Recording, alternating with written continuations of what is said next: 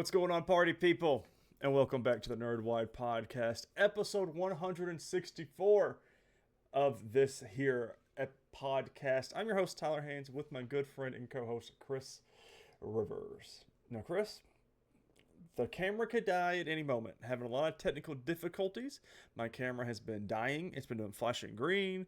It's been unplugging. It's been turning off, turning on, turning off, turning on. All this whole jazz. So if it dies, it dies. But that's pretty befitting for the Halloween season, if you ask me. Dying just like the Titans. Yeah, well, can the Steelers pull off a win with Russell Wilson tonight? I don't know why they're starting him, but whatever. But who needs the NFL when you have college football? When you have Vanderbilt at number 25, baby. We're finally ranked as we should be. We are going to play what was the number 1 team this weekend, but I think they're number 3 now, Texas. So, yeah. Ooh, it's going to be good. Tennessee knocked off Alabama. Mm-hmm. So, Alabama lost to the 2 SEC Tennessee schools this year. They're not the same team without Nick Saban at the correct, at and the it's obvious. Yeah, and this is what it is. I think the dynasty is finally dead with them. So, yep. I mean, if you get beat by the number 25 college football team in the world, that's what happens. Listen, a lot of things going on. We are 1 week removed from our last episode, technically, of the Horror Halloween 2024 series. Have had a lot of fun doing these this week. Mm-hmm. Surprisingly, got some fun things to say about it. Trying to think what else is going on. The Haynes Halloween party is next weekend. I get to see your lovely face in person. And we get to have some fun, sit around a fire, and or watch Vanderbilt beat Texas. So, I don't know when. Have they announced the time for that yet? I'm pretty sure it's that night. Because they've officially moved the game to the SEC Channel Prime. Like, it's their primetime game. So, I want to double check before. Listen, I've given up on fantasy football. This is my 4th straight weekend of loss. Everyone has just completely, I'm just going to say it, shit the bed. And yeah. There's nothing else I can say about it. I don't understand what else I can say. And I give up. What's frustrating is when you make all the right picks for all the right matchups. We just lost Tyler. Yeah, we lost visual of Tyler. That's better. Now, it's fun when you have your picks. You're like, all right, these are the matchups that should favor me. Mm-hmm. And then they don't throw that player the ball, or they just deactivate him at the last minute.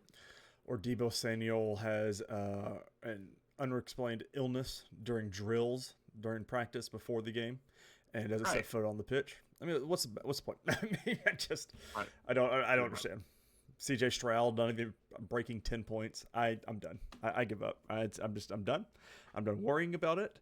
I'm going to say someone else take over the league.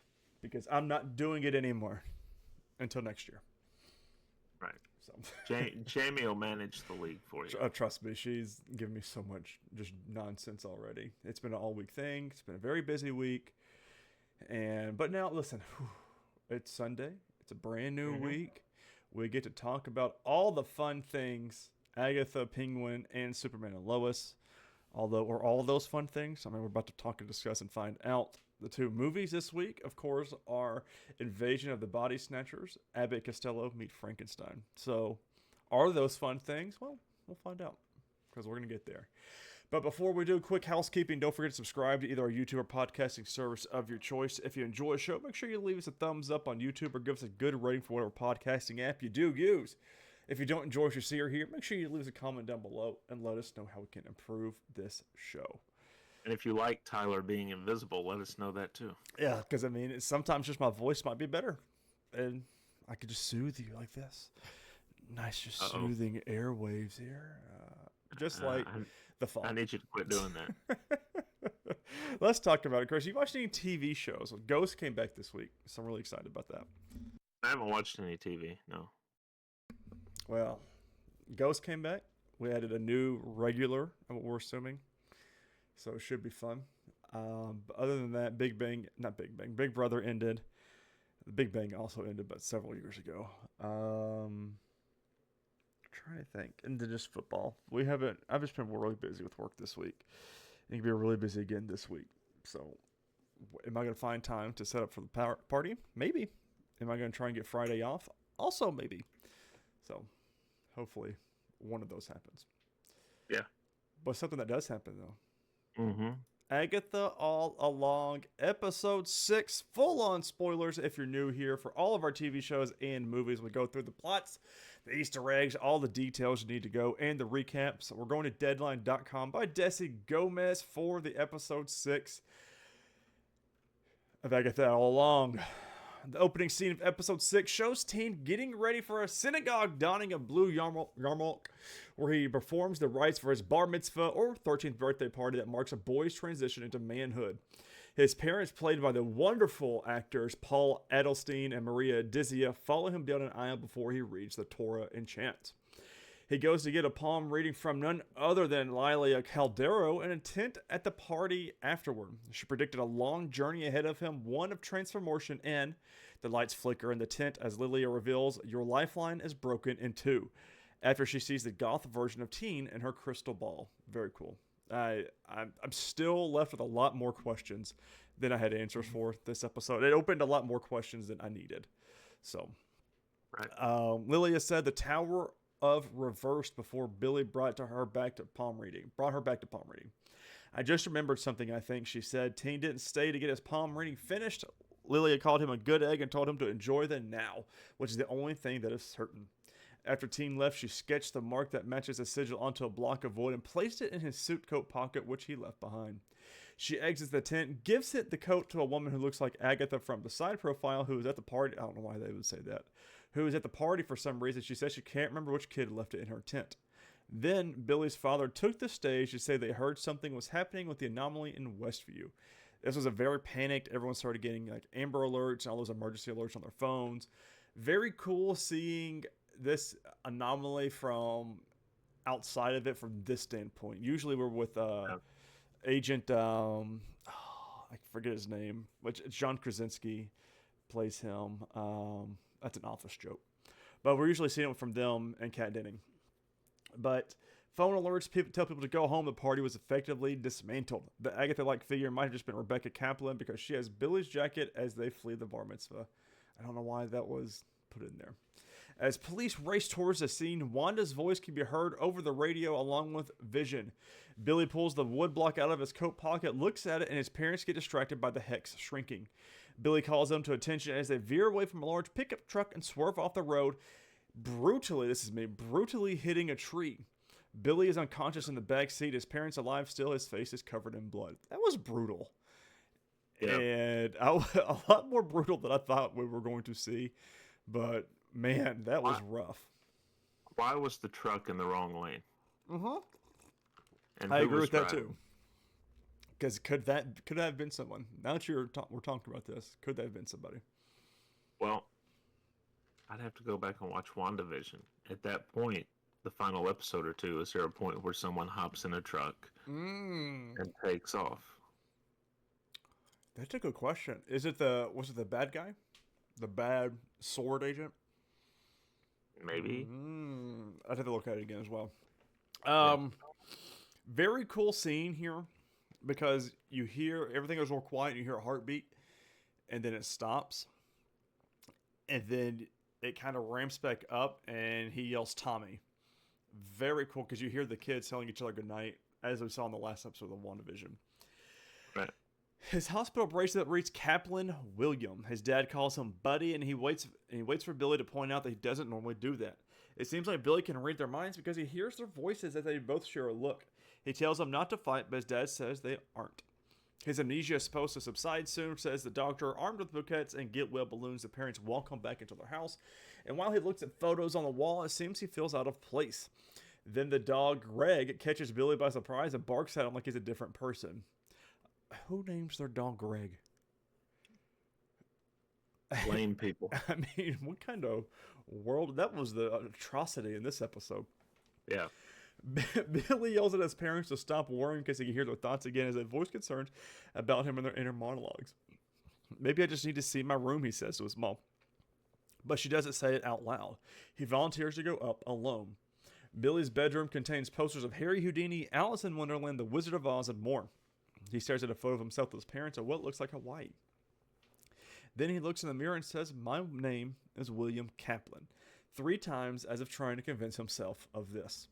3 years later, he sits in a car with a young man who looks to be his boyfriend, who grabs a sigil puzzle block and asks him what it is.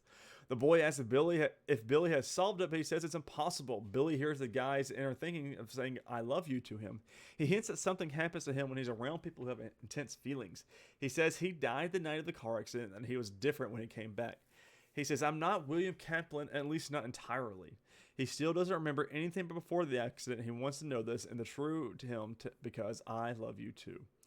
"If you're not William Kaplan, who are you?" Teen's boyfriend asks. Teen asks the guy up to his room to look at photos, a dossier he's compiled. The boyfriend says he thought the hex was some Avengers training exercise gone wrong. And we finally get an answer of what the world thinks of the hex. We had no idea what it was, and now the world knows of it as an Avengers training exercise gone wrong. So they are not pointing Wanda as the bad guy. So just future reference out there. Okay. Jennifer Kale's ad comes up as he looks for a video and shows the boyfriend the runes of the red haze of the hex, calling it a spell, which is witchcraft. Billy found a guy who used to live there who was going to meet the next day. The guy, who is Reddit user Bonerific69, a creepy guy in a trench coat hiding in the shadows, suggested a low level of a parking garage, and he removed something from it. He put a tape over the security camera. Whatever. Yeah. Teen goes to confront the person who is actually Ralph Boner, who was played by the wonderfully talented Evan Peters, a.k.a. Wanda's false brother Pietro from the Hex. He tells him to call him Randall. He remembers Wanda's Hex, and when Billy says Wanda Maximoff, Ralph reacts angrily. I mean, it's not a crazy show, WandaVision, if you don't have Ralph Boner in it. Let's just be honest here. Right. And sure enough, I was not expecting this character to pop up anytime ever again. But here we are. He's just some crazy guy. They did it. Yep, they brought the Boner back. Billy hears his thoughts, worried that he's going to ask about Agatha Harkness. He then sprays witch repellent on them. "Mr. Bonerific, I just want to talk," he told them. It would cost extra. "Agatha hijacked my life," he says, wielding an object that looks to maybe also ward off witches. "She called me her husband, but I was her puppet. She stole my house, completely ruining the market value. She made me do horrible things. I kept a woman hostage. I was a terrible influence on Wanda and Vision's kids, and I poisoned a dog." Woof, Eddie says. One of the funniest dumb jokes that made me laugh out loud when I watched it the first and second time. Billy asks about Wanda's kids, twins named Billy and Tommy, as revealed by Bonerific. Billy reacts to Tommy, the little speedster in his mind-reading brother described by Boner. When he asks what happened, Boner says Wanda's dead, Vision's being sold for parts, and the twins just disappeared. Boner thinks the twins got sucked up into the red bubble like everything else. This is when Billy learns that Agatha's still in Westview under a spell. Billy thinks she's harmless. "You seriously don't know what kind of crazy that lady eats for breakfast," Boner says. He takes it cash or offers half-off tickets for a show he's putting on, wanting to fill seats. Billy's father names his boyfriend Eddie, which by this point, this is me saying this, he has already said Eddie multiple times. I do not know why we have not put this in this article. I don't know. Let's see. And Billy goes to his room to do homework instead of watching a psychological thriller movie like his mom offers. He listens to Lorna Woo's version of the Ballad of the Witches of Riches Road on a record as he jots down notes about Wanda, Vision, Tommy, and Billy Maximoff. He doodled the sigil on a sticky note surrounded by numbers and letters starting with a 2, W, N, and M, if looked at counterclockwise from the top left corner of this drawing. He circles his note that Agatha Harkness is still in Westview. A search for Agatha Harkness yields a "Did you mean Agatha Harper?" He finds her photo from Googling witches who survived the Salem witch trials. On a webpage, she is described as the only known survivor of the Witch's Road, which he reads about in a book and says a witch may discover what's missing at the end of the path. He looks at his note that Tommy Maximoff is missing and everything clicks. He wants to find his brother. The record twirling looks a lot like that in the trial of the 4th episode, and as Lorna croons, "I'll see you at the end," Billy heads to Westview. He looks up a release spell, which requires an important personal item as he sits by the ruins of Wanda's old house. He stares up into Agatha's house, realizing he needs to break in.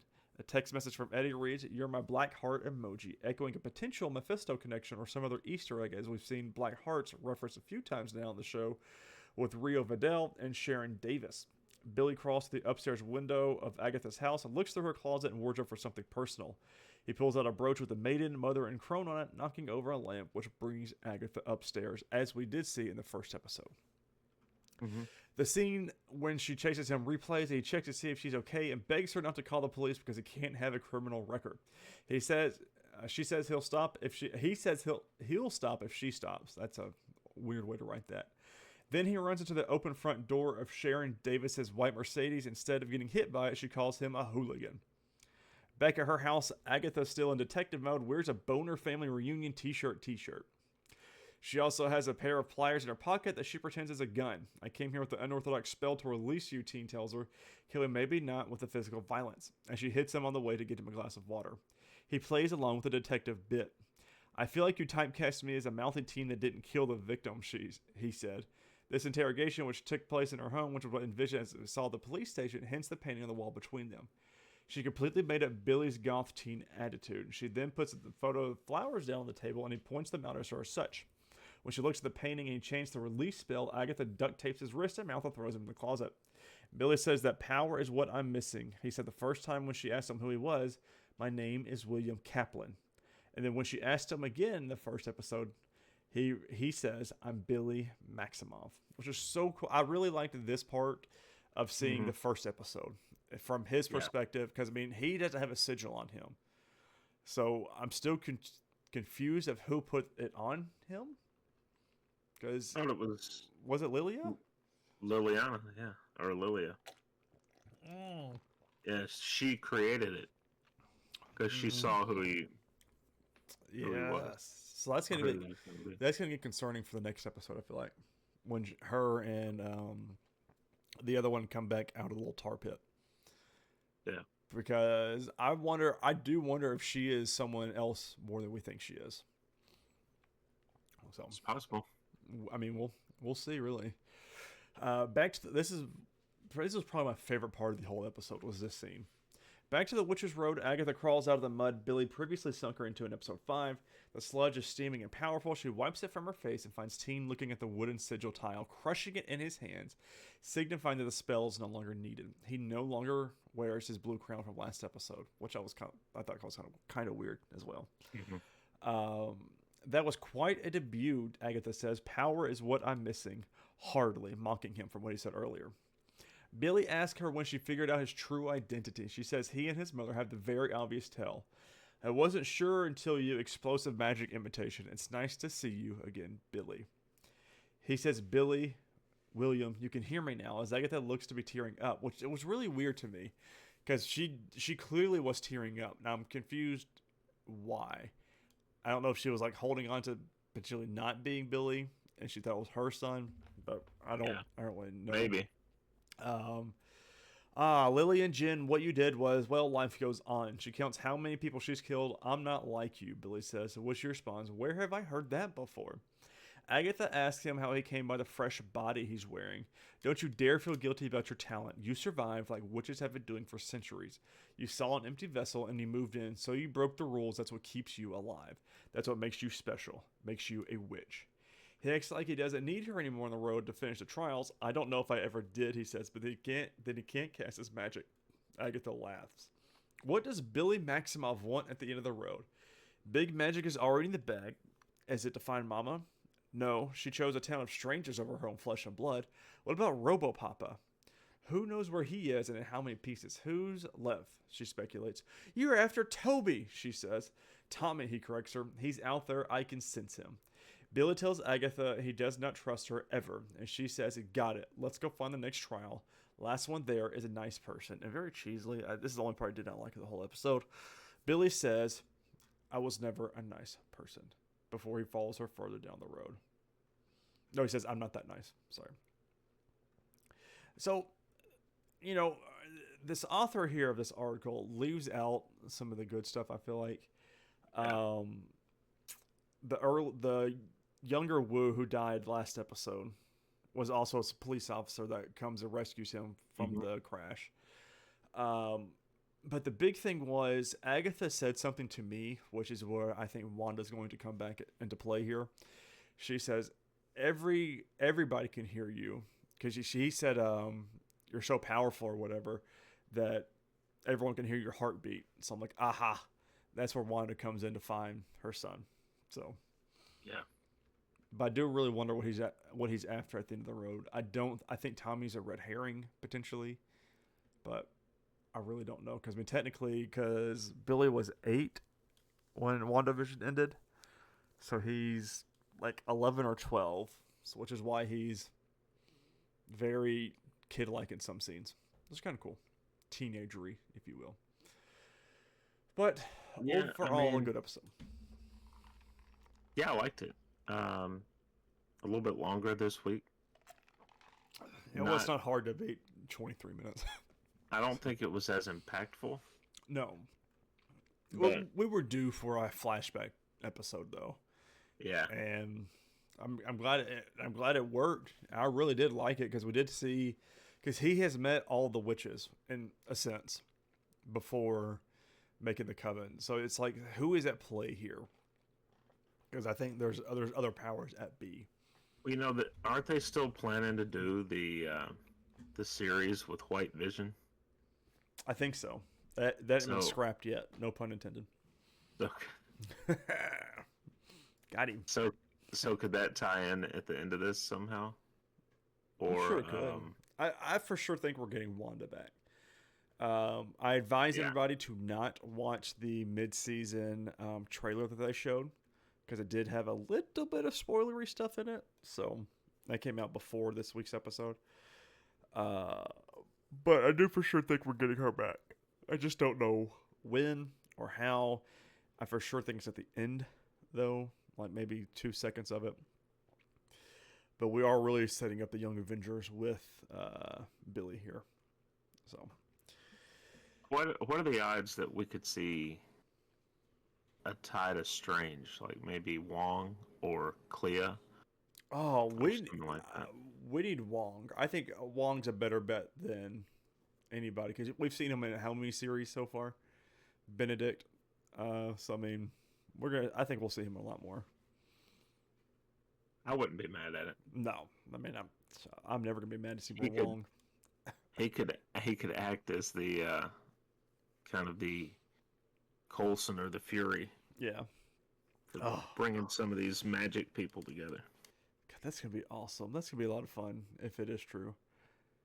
Man, the blue magic. Yeah, there's so many more answers. We've got 3 episodes left of the season.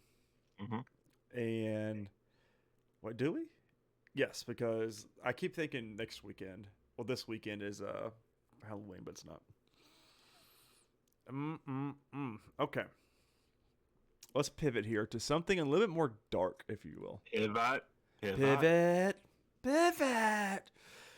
We're going to GamesRadar.com by the wonderful Faye Watson for the Penguin episode 4 with recap and Easter eggs here at the end. Here we go. And this was a brutal, and this one creeped me out in some areas. But this is a brutal episode of Sophia Falcone, and it's so good. The latest episode of The Penguin begins in the thick of the confrontation with... Oh, excuse me. I've been talking too much. The thick of the confrontation with the Maroney family, with Oz and Sophia being held at gunpoint outside the Iceberg Lounge. It's quickly revealed that Oz has portrayed Sophia as Nadia Maroney confirms that it was him who killed her brother as he grovels for his life. Thankfully, Victor Aguilera arrives in time, knocking Nadia down and allowing both of them to escape. We then get a flashback to Sophia's story and the lead up to her Arkham incarceration. It begins with her at a fundraising event in honor of her later mother, Isabella Falcone, back when Oz was still her driver. We learn that her mother killed herself by suicide as a journalist approaches her to ask about a series of suicides by hanging that have taken place over the past few months. All of the women worked at the Iceberg Lounge, which her father owns. This is suspicious, right? Back at home with the Falcones, Sophia and Alberto are being quizzed about their businesses, while Sophia still mulls over the circumstances of her mother's death. Carmine Falcone tells her that he wants her to take over as the head of the family, which she accepts. However, the tone quickly escalates when she mentions that she never remembers her mother being sick. Sophia is clearly doubting her memories of the time. Sophia makes the fatal mistake of trusting Oz as she starts questioning her father's actions. First Alberto, and then meeting with a journalist who shares insights into the coroner reports. All the evidence points to self-defense on the victims, as Sophia remembers her father having injuries too on the night they found her mother. At her father's birthday party, things go from bad to worse for Sophia, as it becomes clear that Oz has betrayed her to get a leg up on the business. Her father tells her that she's clearly not herself when she asks him how he got his wounds on the night in question. Oz begins to drive her home, but they're stopped on the way by the cops. Sophia is being taken to Arkham for the crimes of the Hangman. Alberto says he'll get her out of there whatever it takes, but she begins the stint under the watchful eyes of Dr. Ventress and Dr. Julian Rush, who we have already seen in the present day. Sophia has a very rough time of visit, as she thinks she'll be in there for only 6 months, but things go from bad to worse when she meets her fellow inmates. Let me take a sip of drink real quick. Especially Magpie, who's batshit loony. Which is, a classic Batman villain. Not a classic, but which is a Batman villain. Let's put it that way. Right. We see the other patients, including Sophia's neighbor, Magpie, taking the drops too, giving a bit of a clearer insight of how she got into the idea for the drugs. She doesn't linger long on this, though, before one of the inmates who isn't chained approaches her and beats her. She's then given a chance for revenge, handed a fork by the guards to kill the inmate who attacked her. She can't do it, but the inmate instead takes the fork and kills herself. Oh, wait. I feel like we just skipped a bunch of stuff. Because first that inmate beats her. Mm-hmm. And then it's a few scenes later when we come back and they give Sophia the fork. She takes the butt whooping first. Because she keeps asking everybody, why is she not chained? And it was brutal and some great acting here. Now, my question is, when she first comes into Arkham and she sees some people in the cells, there was someone with red hair and kind of dark circles around their eyes. You were doing the same thing I was doing, looking for people. Yeah, and I was like, is that Joker? Mm-hmm. But then the person that attacks her has reddish hair. Yeah. And she's in the women's part of Arkham now. Right, but I didn't know when she was coming in if she was walking through the other section. Oh, that's a good point. So, I don't know. Did they give us a glimpse of Joker? Maybe. I was looking for Harley Quinn, and when Magpie started laughing, I said, "Holy shit, we are getting it! We're getting Harley Quinn in this show," because we have seen the Joker in the Batman in a deleted scene from it. Right. Was it deleted scene or was it at the end of it? I'm not 100% sure. It was both. Okay, yeah, because we got 2 different scenes with them in it. Yeah. So I was like, okay, we're going to put Harley Quinn in here, but no, it was Magpie. I got really excited, but it was fine. That was it was just the bit where that they have at the end of each of these episodes. Mm-hmm. If you let everything play out, they'll do like a little. I watched this one this time, and they were discussing the different, which they have some interesting people on there from the process. But they were discussing that scene in particular. And Kristen Milotti, who plays Sophia. She needs an Emmy for this show. I mean, This episode was phenomenal with her. Well, she was saying that everyone stayed in character so well, like during the lunchroom the background actors. Yeah. She said it wasn't like we were making a show. Right. She said it really felt terrifying. Oh, it's so like it. I love when shows and producers and directors are into it as much as it needs to be, because you could clearly see it when it comes across the show, and because they show the scene, like how they're talking about it, they show as they're talking about it, and I was like, oh, because everyone was genuinely terrified of the girl that comes and beats her up, and it was so good, and it's just one of those things that we don't know yet because James Gunn hadn't released anything in the DCU. But this has nothing to do with his vision or anything. Right. This is not, and I'm like, separate. Oh, why? Because this is so good, and everything is very fleshed out.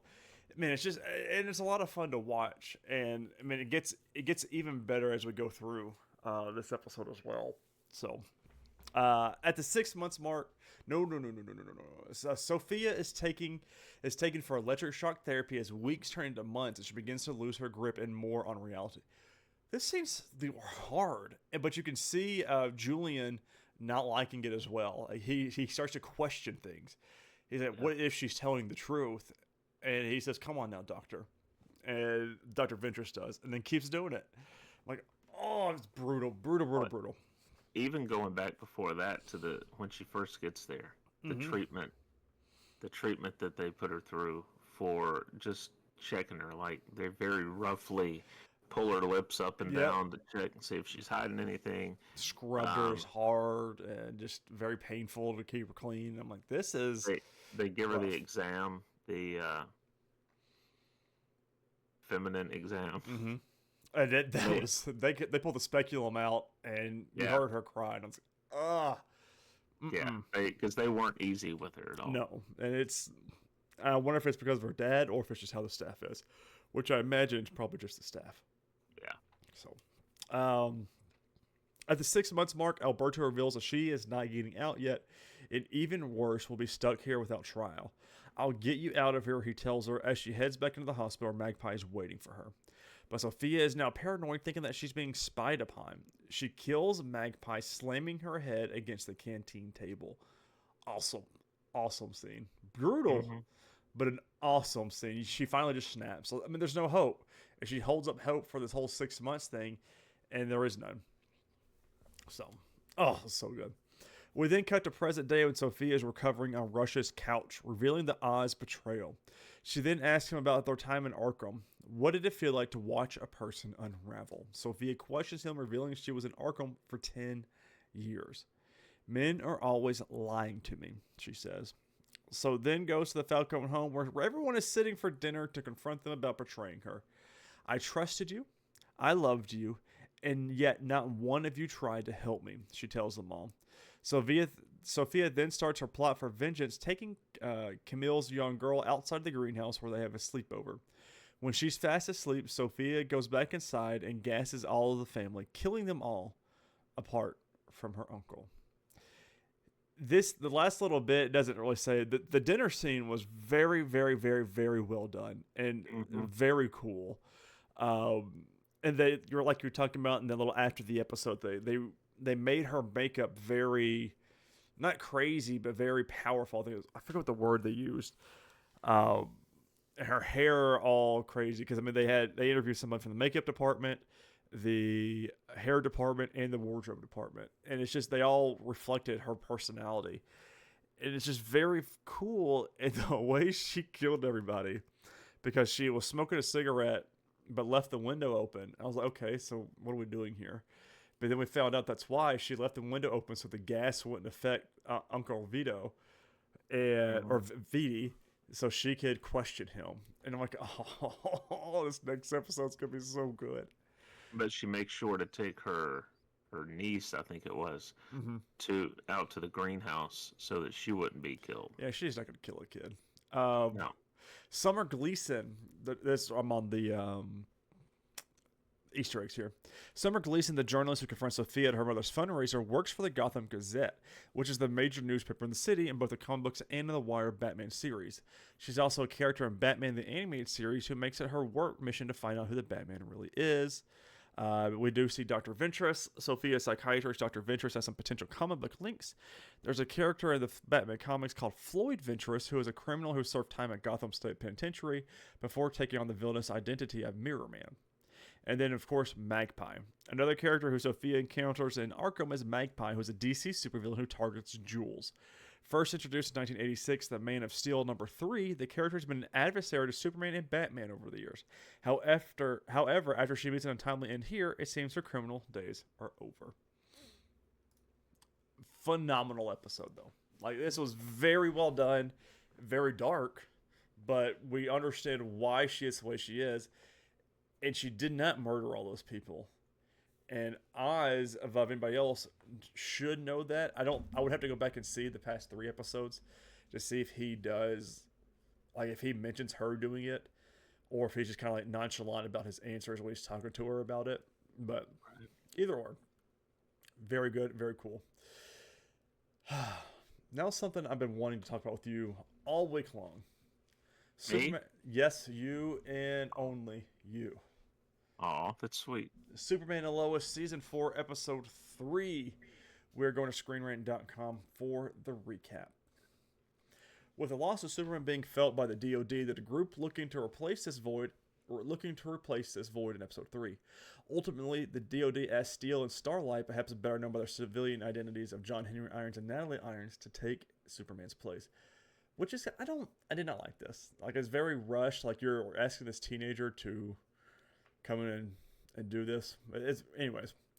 Though the father and daughter duo had been looking to move to Metropolis, they agreed to this deal, however, aware of how much losing Superman is going to affect the department and the world.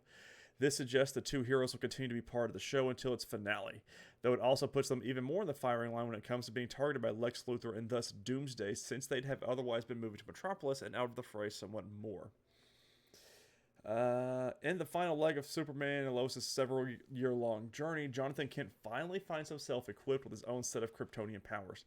After having a profound emotional breakdown and coming to terms with the seeming loss of his father, Jonathan discovers the stress has kickstarted the superpowered abilities using X-ray vision, discovering a super healing ability, and of course being able to fly. The acting was very well done from both brothers down in the cellar where the spaceship was. Jonathan, a little bit more so. I mean, just letting the rage of the loss of a parent just come out and blaming. He's not really blaming Jordan, but he kind of is. He's doing that thing that teenagers do, and you have to keep reminding yourself with the show, they are still teenagers, although they all look to be well into their 20s. But it was very well done. I do feel like it was rushed. We talked about this a little bit before the episode, or at least I brought it up, that I do feel like this was rushed a little bit. We've been waiting for this, and we've been saying it every single episode, every single season, I feel like. But he finally does have powers now, and God, does Lex Luthor play onto that, and it is very, very dark how he does it, but really cool still. But we're finally here. Well, I kept thinking during the episode, like, have I missed something? Because they look like Jordan. I shouldn't say they. Jordan looks like he fears Luthor. Yes. And I'm thinking, you have all these different powers. Mm-hmm. And as far as you know, as far as we know, from what I can remember, this Lex Luthor does not have powers. No. He's just a guy. Just wipe him out. Right. Why are you... I mean, you could flick him and kill him at this point. Yeah. And he's like... Because when he comes to the barn and Jordan's in there, when he gives him the recording of her making her choice. Which was clearly, I would have thought not improvised, but made up and AI generated or whatever. Right. But then she confirms it at the end of the episode. I was like, oh. But I mean, I would have made the same decision. And it was justified. I mean, she justifies her reason. So. And it was logical. You have powers. He didn't. Yeah. Of course I would choose to save him, because you can save yourself. He said, you had no idea where I was. And you just press the buttons like this, but I get it. But Jordan starts to do something. I can't remember what it was he started to do, but it looked like he was about to attack. And Luthor's like, you don't want to do that. And I'm thinking, why not? Right, he glows, his eyes glow. You don't have any of his family held hostage. No cameras around. There's no cameras around. Stomp on her dad's heart already. Right. Why would he not just do it? But he intimidates Jordan just by being a bully, basically. No, you don't. Yeah, you don't have any leverage here. No, so I didn't understand that either. Giving so many episodes pass. Let's see. Giving so many episodes pass without Jonathan having any trace of powers in the Superman and Lois season 2 storyline that saw Jonathan taking X-Kryptonite to replicate aspects of powers to cement. This reveal is one of the bigger twists in the entire show. I agree with that. It's also one that in some ways comes at a perfect time since Lex Luthor only knows that Jordan has superpowers. Mm-hmm. However, it's a revelation that has complications as well. Jonathan's ability to learn how to control his powers seemingly rapidly appears to leave Jordan with the complicated feelings, given his own longer training, and General Lane's attempts to immediately recruit his other grandson only doubled this. Yeah. The whole family, really. But he does have all the qualities of a leader and to control his powers and everything else. So he's not as emotional as Jordan is. Which they foreshadowed that, right? Yes. In one of the prior 2 episodes when he mentions that he just tries to stay calm. Yep. But Jordan was also, before they got powers, before either of them had powers, Jordan was not the athletic one. Nope. Jonathan was. So Jonathan was always the alpha of the 2 brothers, and it continues here. Yep. I mean, it's logical sense. And hey, don't forget, by the way, we cannot forget about the little superhero meta team that they had in last season, but they really hadn't talked about or shown anything about. They're hoping for us to forget that. So, because there was there's like a meta speedster, maybe the one that teleports or something like that. We did have them last season. They kind of just been thrown away. However, it's a revelation that has complications as well. Jonathan's ability to learn how to control his power seemingly rapidly appears to leave Jordan with complicated feelings, given his own wherever I saw this. Let's see. Combine this with the fact that Jonathan isn't necessarily sure about the parameters of his powers quite yet, and this reveal is likely to cause him trouble as much as it thoroughly excites the development. Let's see. In the 2-episode long premiere of season 4, Lex Luthor breaks out a brutal scheme against the Kent family, tricking Jordan into his lair, crushing his father's heart in front of him, and then phoning Lois Lane to have her choose one of her kids. While Luthor lets Jordan go free, it's revealed she actually picked Jonathan. After Lex tells Jordan this, he confronts his mother in the decision she made, a choice she justifies by saying that Jordan has powers meant that he had inherently better chances of defending himself. Unfortunately, the timing of this means the conversation comes after Jonathan's powers have been unveiled and after Jordan begins to grow jealous of how quickly Jonathan has taken to his powers, meaning he's even more upset about this reveal. While the Superman and Lois Season 4, Episode 3 ending may well mean this is now water under the bridge, it's interesting to note that given Lex's aim to get back at Lois and turning Jordan fully against her may end up being the way he chooses to do so. Now, I had the 2 big moments in this episode got spoiled to me by the Superman and Lois account on Twitter. So, well, one was a Bitsy Tulloch spoiled the ending, but the powers one, the actual series spoiled for me. So whatever. General Lane, Superman and Lois Season 4 survival proved short-lived after narrowly escaping death in Episode 1 and 2, as Lois Lane's father dies in the final season's 3rd episode. Lex Luthor manages to force a phone call between General Lane by recruiting a DoD soldier known as Jones to do his bidding via threatening Jones's family. Lex uses this phone call to threaten the general into revealing the whereabouts of Luthor's daughter, who he knows has been in contact with her. Luthor then threatens to send Doomsday over to attack the DoD building, but Lane refuses to reveal the location and grapples for the phone being held by Jones, who then shoots General Lane in the side and flees. Doomsday arrives not long after and wins a fight against Steel and Starlight before the general calmly walks up to the monster and tells Luthor again over the phone that he will not give in to his demands, leading Doomsday to break his neck and kill off another Kent family member. So stupid. Very, very annoying. Why has no one arrested him yet? Jamie brought this up, and I've been wanting to ask this question too. So I get the point of, him being behind Doomsday and everything. You can't really pin that on him. There's not really no proof. But he is on FaceTime with General Lane and a whole bunch of... So let's back it up to last week. He gets kidnapped by Luthor. Right. Which it's one high-ranking general right. word against Lex Luthor. He's like, I wasn't there. There's no proof of me being there. If he was in fact kidnapped, none of my people, you can't prove it. kind of thing. Okay, cool. One person versus one person. There's really no proof. There's a whole battalion of soldiers that can see and hear Lex Luthor on the phone. Right. Why is he not arrested? I mean, come on. Yeah. Yeah, the thing that bothered me the most about this scene is Lane is the only person that knows where Lex's daughter is. Mm-hmm. And you just killed him. Right. Even though you claim you want to find your daughter. Why? How are you going to find her now? Right. I mean, she's going to magically pop up? Lex is supposed to be this guy who's 20 moves ahead. Right. Most of the time. And what throws his schemes off usually in the comics and stuff is when someone does something he's not expecting.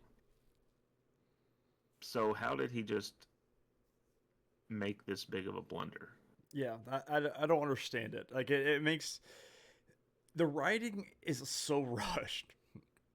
But next episode, we finally get something that I've been needing to happen. But, I mean, we also get a lot of the flashbacks they don't talk about this article, of the wedding, and then of them coming out and saying, hey, I'm Superman kind of thing. Very cheesy, not well done. No. Because I would have been like, oh, okay, haha, you're Superman. Yeah, I don't believe you. Hilarious, hilarious, hilarious. And then they go, no, really. And he takes his glasses off slowly. So stupid. And he says, oh, you are. I'm like, I thought, lift the desk up, glow your eyes red, show the suit under your clothes, do something else. But then take your damn your glasses off. Come on. Yeah, I thought when he first started to stand up, I thought, oh, he's going to open his shirt. Right. The iconic opening his shirt and zooming on it. Right. We get him taking his glasses off. And then when he didn't open his shirt, I thought, okay, he's going to raise his head. Because he had his head kind of down. Right. I thought, okay, he's going to raise his head and his eyes are going to be glowing. Yeah. No, he just took his glasses off. He said, like, I'll be damned or something like that. I'm like, really? I'm so glad you had the same reaction we did. It doesn't seem General Lane's death was in vain, and shortly before he's killed by Doomsday, he injects himself with a serum made from Superman's blood in order to try and make his heart a viable match for Clark Kent's own, meaning the replacement could potentially be used to bring him back from the dead. Starlight and Steel reveal that General Lane had been looking for a donor heart to attempt this approach with, but after realizing the gunshot itself could be fatal, and that Lex would try to kill the others if he didn't get Lane after this call, he decided his heart would work instead. Yeah, because a geriatric heart's going to be great for Superman. In a devastating recording General Lane made for Lois, the character explains the specifics of his plan and explains his intentions to keep protecting his daughter in a way, since, if the process works, his heart will still be protecting her, albeit now in the body of Superman. This would have been great and all if Avengers Endgame didn't do this, 6 years ago. Right.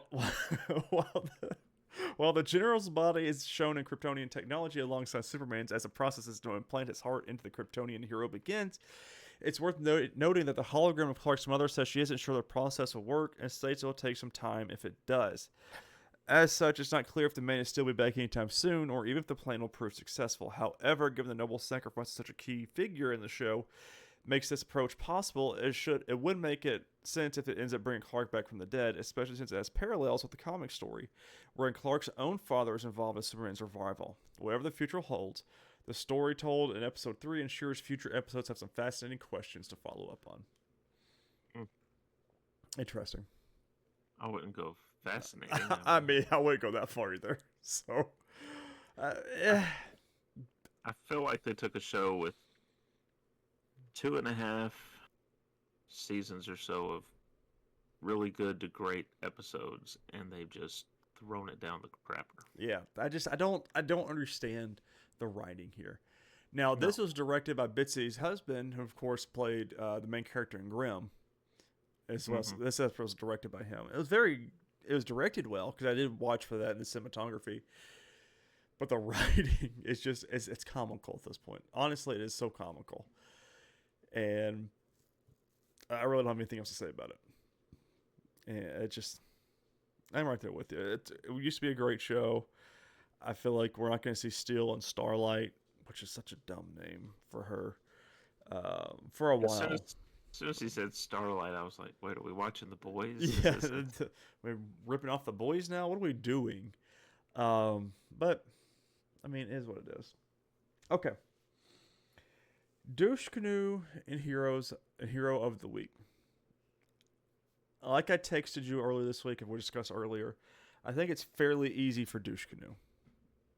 It's either the Doctor, Dr. Ventress, or it's Carmine Falcone. But we talked a little bit beforehand. I think I'm right there with you. Father Falcone is, because he orchestrated everything. So, I mean, it's just generally how that is. You really can't blame Sophia for anything she does after that. No. Because they really messed with her to the point that it's on them. Yeah.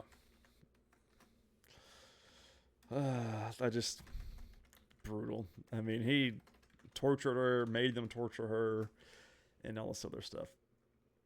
Hero of the Week. Really didn't have a hero in Penguin. Well, Sophia practically killed an entire crime family. Oh, I mean, could be the only time she's the hero. I would say either her. I really don't have a hero in Agatha. Nothing really happened for that show. No, because it was mainly flashback. Yeah. Could you say General Lane? Yeah. For giving up his heart. That's probably the one. I love it. All right. General Lane for the last time. Which, because you know how we talked about, I think he was one of the ones that was not a, for sure, he was a guest star. Well, now he's not going to be anymore, and that's how you do it. You kill him off. Yep. But we didn't mention, we did get a Kyle and what's her name mentioned, because they bought us a SUV together, or minivan. Which, it's whatever, man. Dude, what a throwaway line, I feel like. That's your character's lasting legacy on this show, is that you bought a minivan. A minivan with Chrissy. That's so dumb. All right, man. That's all I've got for TVs. Have you watched anything else in terms of movies? No movies this week. I really do want to watch Carnage, or Let There Be Carnage, or Venom 2 before, not this week, but next week. But I didn't get the chance to yet. Yeah. So I finished off the Fly box set. So last week I'd watched The Fly and Return of the Fly. And this week I watched Curse of the Fly, which is 1965. They use some of the same character surnames, but it's not officially connected to the first two films. It's the worst one of the 5 Fly movies, but it's not terrible. I mean, it's definitely interesting to see. I gave it 2.5 out of 5, so a 5 out of 10. Nice. The Fly from 1986 is the one most everybody knows. Gina Davis, Jeff Goldblum. That was a 4.5 out of 5. So you've watched 2 Jeff Goldblum movies this week. Yeah. That's just a classic, and it's of course directed by David Cronenberg. The special effects are phenomenal. They're practical, like all good effects. Really, really well done. The Fly 2 from '89 is Eric Stoltz in the Fly. He's the son of Gina Davis and Jeff Goldblum's characters from the first movie. And so he begins to slowly change into a fly. And I won't spoil the ending, but again, they have really good effects when he looks like a fly. You know, he's turning into this thing. So I gave that 3 out of 5. That's not bad. That's not bad. No. Just about average, just right down the middle. 1989, so those two were made within 3 years of each other. And that brings us to our movies of the week. Which one do you want to talk about first?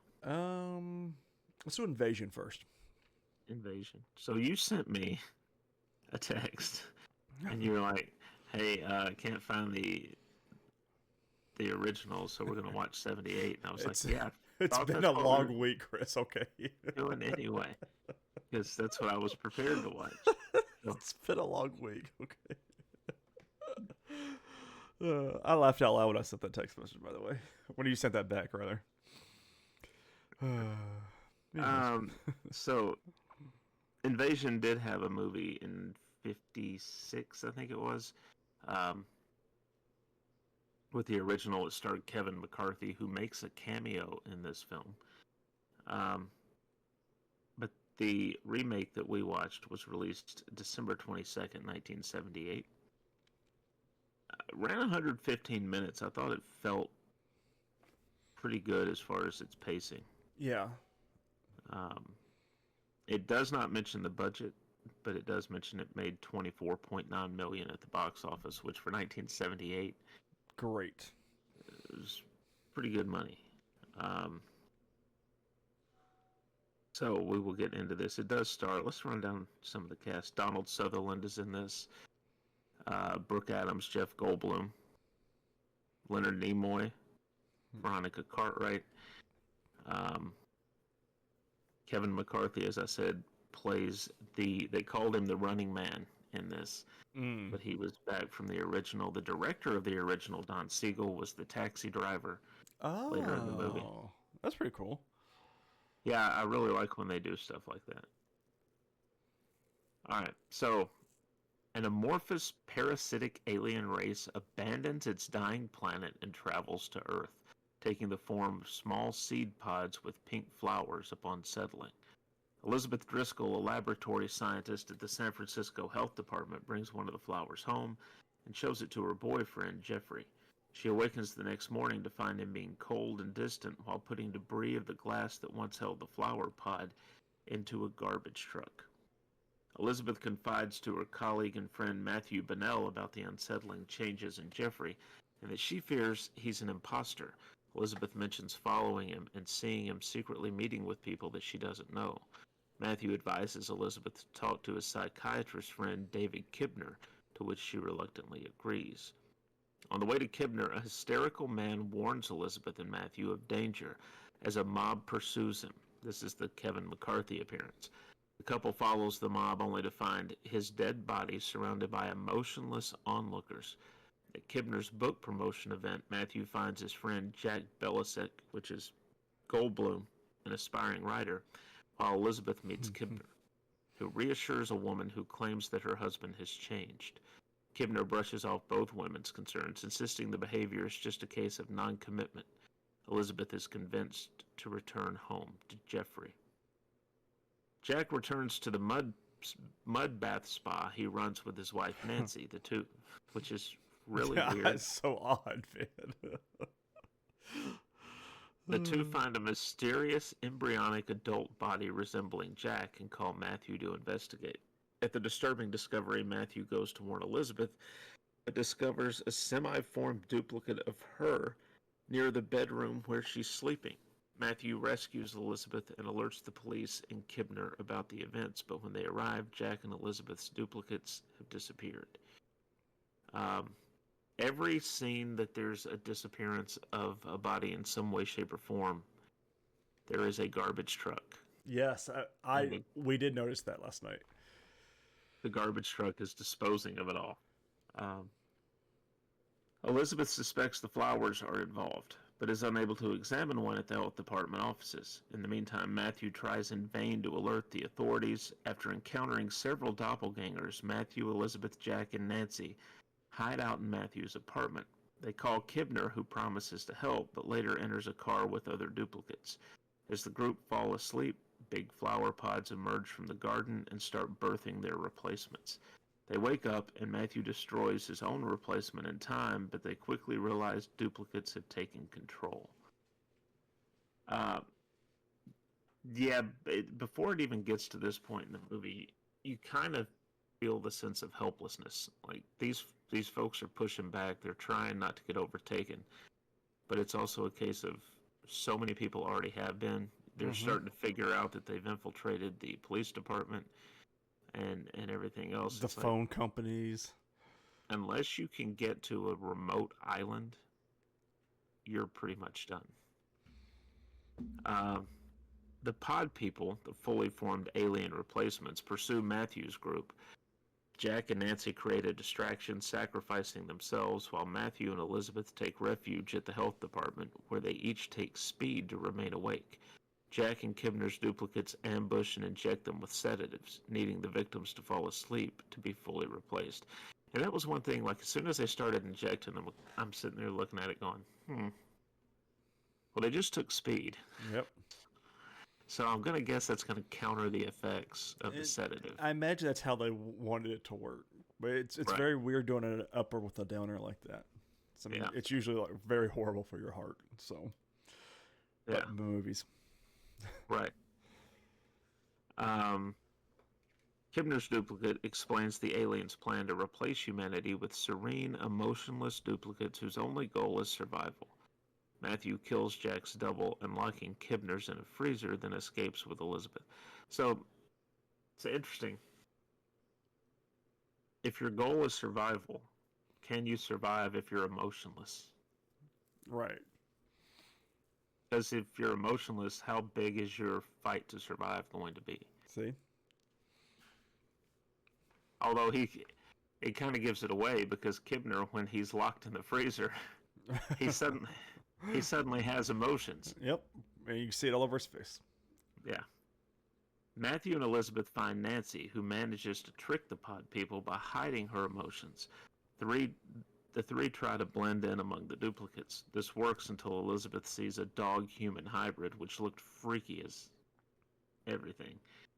The byproduct of a damaged pod, and screams, alerting the pod people, who emits high-pitched screams. The little shrieks, or whatever you want to call it. Yeah. In the commotion, Matthew and Elizabeth get separated from Nancy. Board a truck delivering plants to Pier 70. They find pods grown and processed in a warehouse. Noticing a nearby ship, Matthew briefly leaves Elizabeth, whose ankle is sprained, to investigate, only to find it being loaded with pods. Matthew returns to Elizabeth, finding her asleep. He tries to wake her up, but she disintegrates, while her duplicate emerges from the grass. Nude, baby! No emotion and no what do you call it? Not shame, but no inhibitions. Yeah, no inhibitions. No doesn't care about modesty or anything. No. He tries to wake her up, but she disintegrates. Horrified and enraged, Matthew flees the duplicate, breaks into the dock warehouse, and burns down the building, destroying several plants and killing many pod people. She actually follows him in and points him out to everybody that hadn't seen him yet. Still naked. He hides underneath the pier as pursuers search for him, confidently asserting he will inevitably fall asleep. A flashlight's light shines in his direction.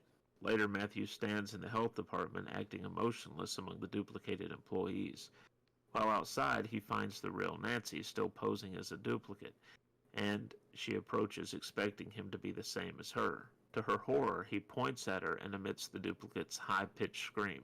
And the look on his face when he does that, it's just terrifying. I have seen that scene and have never realized it was from this movie. Yeah. Like, of him shrieking, I feel like it's in your classic horror clips that you see, especially of Donald Sutherland. But I was like, oh, that's what this movie's from. That's what that scene's from. And the movie ends. Yep, that's it. Which makes you wonder, when did he get flipped? Well, all he had to do was fall asleep, right. So he must have fallen asleep at some point. But it's interesting because, until he does that, you assume he's pretending. Right. But nope. Here we are. I thought it's a really good movie. I gave it a 4.5 out of 5. I did 3.5. I did like this movie, though. It was very fun. especially seeing Jeff Goldblum so young. Right. But I do enjoy these movies. It's like who is and who isn't Snatched, and it was very fun to, especially going from The Thing of last week to this week of Invasion of the Body Snatchers, like seeing these classic horror movies. But it was very fun trying to decipher, to pick out who's who. Obviously, George, the boyfriend at the beginning, or whatever his name was, but Jeffrey. We kept getting last night held up on, oh, she's sleeping with her boss, or her boss wants to sleep with her. And we just kept getting hung up on that because he calls her in the middle of the night, and just a bunch of different things, and very flirty. But I really did enjoy this movie. And then, of course, they didn't make out or whatever at the end. They confessed their love to each other. Yeah. So. It's not the best time to do it. No, this isn't the time. And the first time he sees her naked is not really her. So, right. Had to be disappointing. Yeah. Well, So, did Jamie rate this one? I texted her and asked for it, but I told her to put the game on because she didn't realize the game was on. That's where. Let me film scores. She'll send me one. Actually, better yet.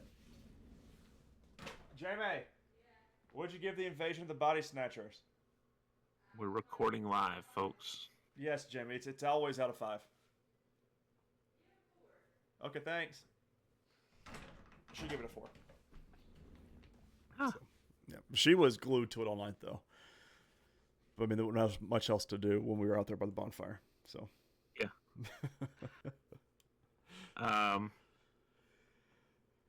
Hold on, I'm looking something up for the next movie we're going to talk about. Yeah. Which I'm really excited about. A lot more than I thought I was going to be. Which I know I do say that every single week we watch any of these movies. But this one really did surprise me. And now I want to... Because this is a part of... They're all a part of like a series, right? They made a few monster movies. Are you talking about the next one, or... Yeah, the next one. Yeah, they made a few like monster movies. But not necessarily connected. Gotcha. So is the Invisible Man like a sequel to this one? Because I mean, he was at the boat at the end. I know future spoilers here, but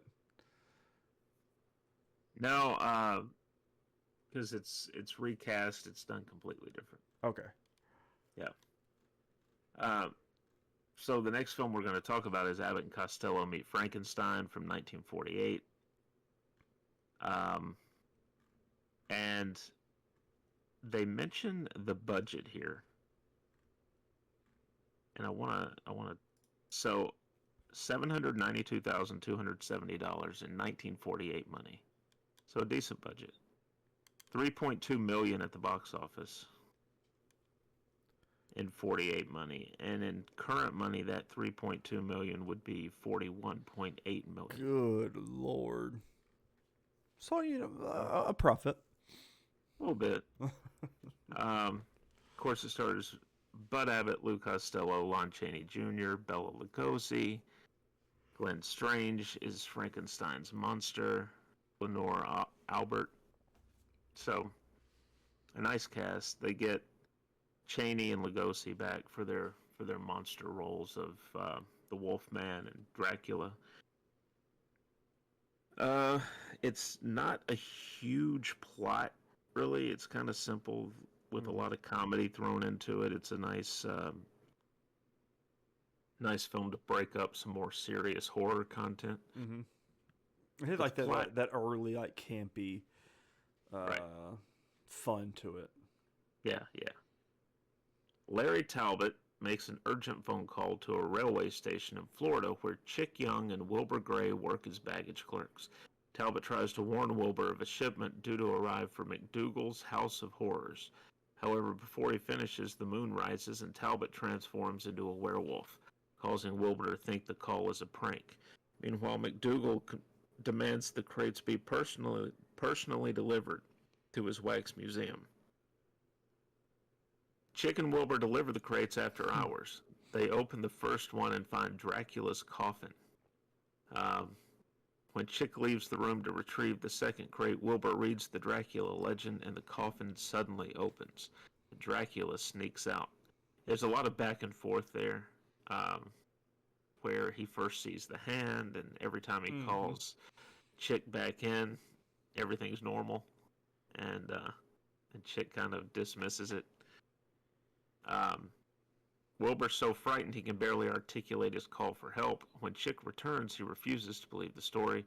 The boys open the second crate, and Chick goes to greet McDougal. Dracula hypnotizes Wilbur, finds Frankenstein's monster in the second crate, and reanimates him. Both leave, and McDougal finds the crates empty and has Wilbur and Chick arrested. That night, Dr. Sandra Mornay welcomes Dracula and the monster to her island castle. Sandra has seduced Wilbur as part of Dracula's plan to give the monster a more obedient brain. Meanwhile, Wilbur and Chick are bailed out of jail by Joan Raymond, an undercover insurance investigator who feigns love for Wilbur, hoping to gain information. Wilbur invites Joan to a masquerade ball that evening. Talbot takes the apartment across the hall from Wilbur and Chick and asks them to help him find and destroy Dracula and the monster. Wilbur agrees, but Chick remains skeptical. Wilbur, Chick, and Joan go to Sandra's castle to pick her up for the ball. Wilbur answers a telephone call from Talbot, who informs him they are in fact in the house of Dracula. Wilbur reluctantly agrees to search the castle, and he soon stumbles upon a basement staircase where he has a few close encounters with the monsters. Meanwhile, Joan discovers Dr. Frankenstein's notebook in Sandra's desk, and Sandra finds an insurance investigator ID in Joan's purse. Dracula, under the alias of Dr. Lejos, introduces himself to Joan and the boys. Also working at the castle and attending the ball is the naive Professor Stevens, who questions some of the specialized equipment that has arrived. After Wilbur says he was in the basement, Sandra feigns a headache and tells the others to attend the ball without her. In private, Sandra admits to Dracula she feels they're not safe to conduct the experiment. Dracula then turns her into a vampire. At the masquerade ball, Talbot accuses Lejos of being Dracula, but no one takes him seriously. Joan soon disappears. Sandra lures Wilbur into the woods and attempts to bite him, but fails. While looking for Joan, Talbot becomes the Wolfman and attacks McDougal. Since Chick's costume is a wolf, McDougal accuses Chick, who escapes and witnesses Dracula hypnotizing Wilbur. Chick's also hypnotized and rendered helpless, while Dracula and Sandra bring Wilbur, Stevens, and Joan back to the castle. The next morning, Chick and Talbot meet up in the bayou and set out to rescue Wilbur and Joan. Wilbur's quickly freed, but Dracula uses hypnotism to call him back. As Sandra prepares to cut into Wilbur's brain, Talbot and Chick burst in. Chick knocks out Sandra with a chair, and Talbot tries to release Wilbur but turns into the Wolfman again. Frankenstein's monster breaks free of his bonds, and Sandra tries to control him, but he throws her out the window. After a chase through the house between Chick, Wilbur, and the monster, and a face-off between Dracula and the Wolfman, Dracula transforms into a bat, but is pounced on by the Wolfman, who drags the two of them to their deaths. Chick and Wilbur escape in boats, while Joan and Stevens set the pier ablaze while the monster is standing on it, and he dies in the flames. Wilbur scolds Chick for his earlier skepticism, and Chick remarks they have nothing to fear now. The Invisible Man addresses them from the boat, and they flee in terror. Yeah, the Invisible Man was voiced at the end by Vincent Price. But yeah, that was the end of the movie. I thoroughly enjoyed this movie. Again, was one of those movies I was not thinking I was going to. I did watch this one by myself today as well, and I really, really enjoyed it. I didn't expect the campy vibes of it, but I'm glad we did get it. And I don't know, it was very funny. At first, I was like, this isn't really working for me. And then a lot of the dumb little jokes that Wilbur did and said was very funny, and I really did enjoy it. I gave this 4 stars out of 5. That's exactly what I gave it. Oh, just so good, man. I really did enjoy it. Yeah. You gotta have Jamie watch it. I think Bud might be one of her relatives, right? Yeah, that's what they say. So, but everyone's a relative of hers at this point. I give up with her. No, it's really fun. Some of the routines, if you watch a lot of their movies, some of the routines are kind of rehashed, but they're always in new scenarios, which is fun. Some of the stuff's physical comedy, like when he gets on top of the crate at the shipping office, the Frankenstein crate, and he starts teetering back and forth, and he's up there, and but some of it's just the gurney one at the end when they run in and the gurney just spins around as he's laying on top of it. I for some reason I really loved that. It made me chuckle. Yeah. Yeah, there's a lot of good little jokes and plays on words and things like that in a lot of their movies, not just this one. But to incorporate the original Universal monsters was, I think, a good decision on their part. Mm-hmm. Nice little fun, bring it all in there kind of thing. Yeah, so. And some of these same people, the one that played Sandra, she shows up again in Abbott and Costello Meet the Killer, which they also work with Boris Karloff in that. So the original Frankenstein's monster. Ooh, nice little throwback to it. That's pretty cool. Yeah. So I like it a lot. All right, so next week we are finishing up the official Halloween stretch. With Jaws and The Craft. Officially coming to an end. Kind of. I mean, we've got what do they call it? Epilogue. A final little bit of an episode the week after that, but with our rankings with it. Yeah, we're doing Maxine. Which I'm so excited about. We're going to do rankings of all of these and all that fun stuff. So, good. It's going to be a lot of fun, hopefully with a working camera at some point. Yes. Ladies and gentlemen, thank you all so much for watching and listening. We really hope you enjoyed this episode of the Horror-Thon podcast episode of the Nerdwide podcast, whatever you want to call it.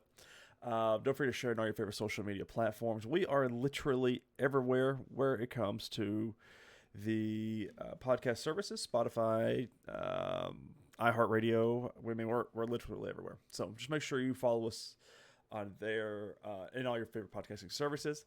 On social media, you can follow the Nerdwide account literally everywhere. We're on Threads, Twitter, Instagram, Facebook. Facebook is where you get the updates of everything being posted, as nobody else, they don't kind of connect to Podbean. So it is what it is. But ladies and gentlemen, thank you all so much. Let us know down in the comments below what you thought of our movies and everything else of the series. But as always, this has been this week's episode of the Nerdwide podcast, and we cannot wait to see you next time. Later, guys.